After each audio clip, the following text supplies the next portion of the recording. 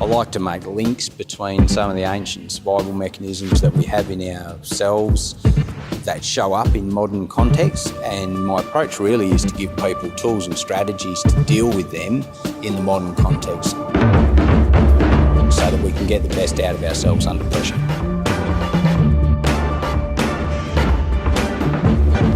So I think survival is applicable to almost any audience.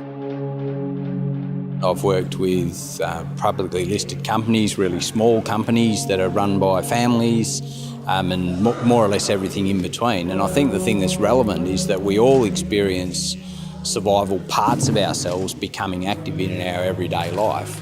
Frontal cortex, out to lunch. Abandoned in the moment. It's just that tiny bit of pressure that can do it to us.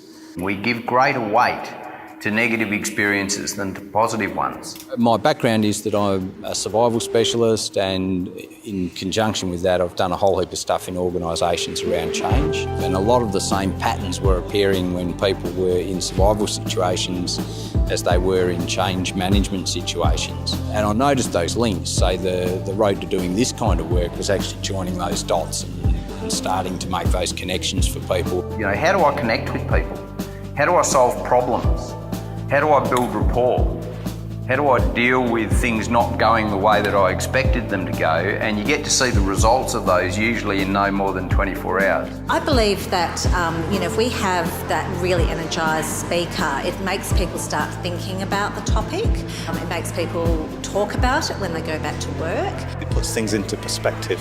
I think what we often get caught up in first world issues like my coffee's not quite warm enough or it's too cold, and we lose perspective on the things that are really important in life. And I think his presentation helped put some of those things into perspective for us. Credit to Mike, how he spent a lot of time understanding our organisation before the staff conference.